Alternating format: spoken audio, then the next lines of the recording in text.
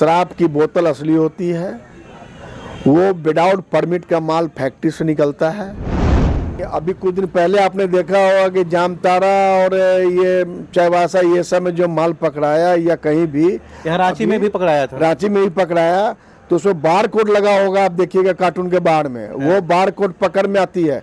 तो bar code कहाँ से आ गया भाई? या तो डुप्लीकेट या तो ओरिजिनल। सरकार के अधिकारी अगर ईमानदारी बरतेगी, जांच अगर होगी तो ये बहुत बड़ा रैकेट निकलेगा।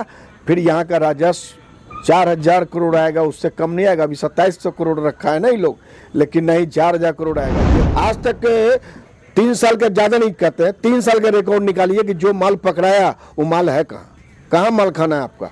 फिर माल घूम फिर के कहीं ना कहीं चला जाता है। इसकी मॉनिटरिंग कौन करता है?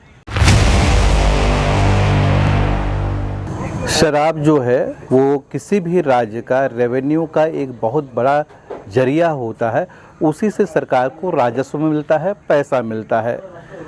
बिहार में शराब बंद है लेकिन झारखंड में चालू है, और ये अवैध कारोबार झारखंड में और बिहार में किस तरह से चल रहा है, क्या कनेक्शन है, यही हम जानने की कोशिश करेंगे।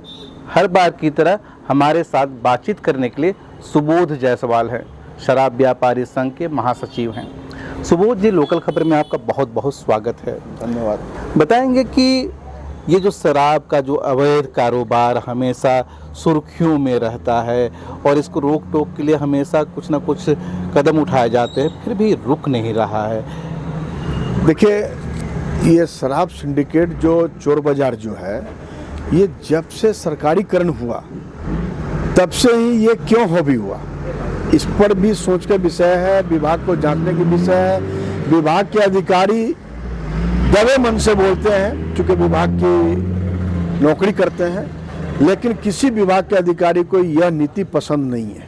जो अभी वर्तमान नीति जो छत्तीसगढ़ चल रही है वो नीति पसंद नहीं है। तो इस नीति के लिए हम लोगों ने मुख्यमंत्री से, उत्पाद मंत्री से, सचिव से कई बार, पिछले बार अनेकों बार ज्ञापन दे चुके हैं। आश्वासन ही मिलता गया, कभी कुछ हुआ नहीं। लेकिन ये चोर बाजार जो है, हम लोगों ने, आपको याद होगा कि पिछले वर्ष मैंने लिखित में दिया था कि ये सिंडिकेट को हटाया जाए छत्तीसगढ़ को।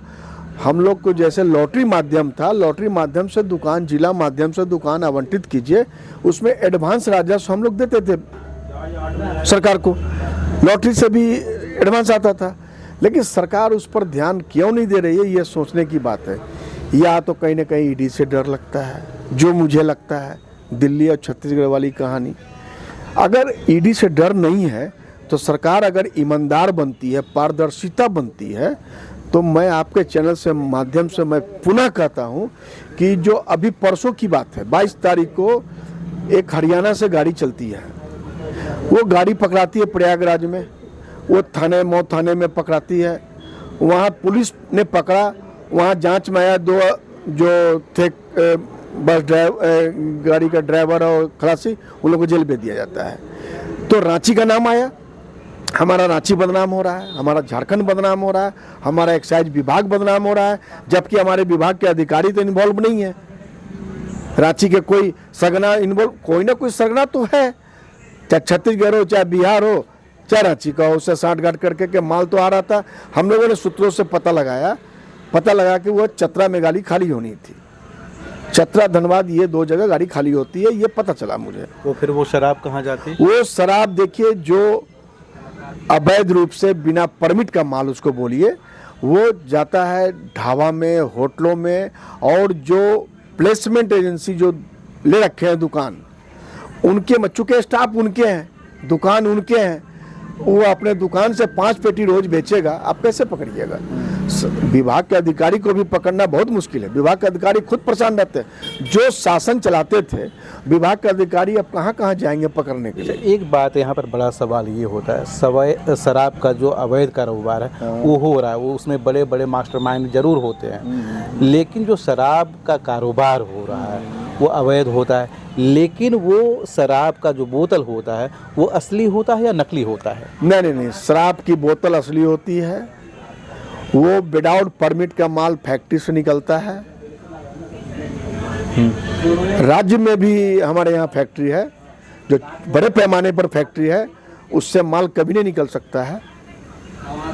और जो छोटे पैमाने पर यहाँ फैक्ट्रियाँ जो लगी हुई है, इसके पहले भी सुने होंगे कि छोटे पैमाने पर निकलते रहती है, गाड़ी पकड़ाती है, हजारीबाग में कहीं पकड़ाती है, तो पकड़ में आ गया तो पकड़ में आ गया, नहीं पकड़ में आया तब तो धल्ले से चल रहा है। तो कहीं ना कहीं तो किसी का तो मिली भगत होगा। हर शराब का बोतल में, हर पेटी में एक बैच नंबर होता है, जहाँ से शराब का बोतल या फिर जो पैकेज है वो सप्लाई होता है, तो कहीं ना कहीं मेंटेन होता होगा। उतना ही नहीं, अभी कुछ दिन पहले आपने देखा होगा कि जामताड़ा और ये चाईबासा ये सब में जो माल पकड़ाया या कहीं भी, यहाँ रांची में भी पकड़ाया था, रांची में भी पकड़ाया, तो उसमें बार कोड लगा होगा, आप देखिएगा कार्टून के बाहर में, वो बार कोड पकड़ में आती है। तो बार कोड कहाँ से आ गया भाई? या तो डुप्लीकेट या तो ओरिजिनल। तो एक चीज क्यों नहीं, हम तो आपके चैनल के माध्यम से अभी जो वर्तमान में जो उत्पाद सचिव है हमारे, बहुत ही एक्टिव हैं, अब बहुत इस पर निगरानी रख रहे हैं विभाग को, बहुत अपने ढंग से। उनसे आग्रह करते हैं कि ये प्रयागराज से बहुत बड़ा रैकेट खुल सकता है अगर यहाँ से 2 ऐसे अधिकारी को भेजें, निष्पक्ष अधिकारी को, जो जाएं प्रयागराज थाने में जाएं, वहां से हिस्ट्री ले लें और वहां से फिर हरियाणा, चंडीगढ़, जहां से लोड तो हुई होगी गोडाउन से चाहे फैक्ट्री से, तो वहां तक पहुंच जाएगी। गाड़ी वाले बताएंगे कि ये ट्रांसपोर्ट वाले बताएंगे कि यहां से लोड हुआ। कैसे रैकेट? इच्छा शक्ति होनी चाहिए।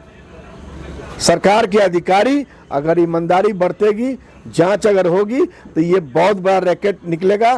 फिर यहाँ का राजस्व 4000 करोड़ आएगा, उससे कम नहीं आएगा। अभी 2700 करोड़ रखा है ना ये लोग, लेकिन नहीं 4000 करोड़ आएगा, ये सब रुक जाने पर।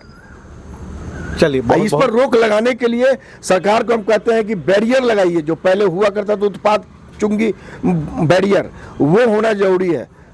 आज तक 3 साल का ज्यादा नहीं कहते हैं, 3 साल का रिकॉर्ड निकालिए कि जो माल पकड़ाया वो माल है कहाँ माल खाना है आपका।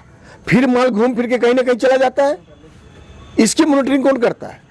इसकी जांच अगर होगी तो बहुत बड़ा इसमें भी मिलेगा कि ये माल वाकई में हजारीबाग पकड़ाया, चतरा पकड़ाया, पलामू पकड़ाया या चाईबासा पकड़ाया या रांची पकड़ाया। वो माल रखने की जगह कहाँ है आपके पास?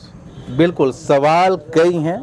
आखिर ये शराब का अवैध कारोबार किस तरह से चल रहा है और इसकी रोकथाम के लिए सरकार क्या उपाय कर रही है, ये भी बताना होगा।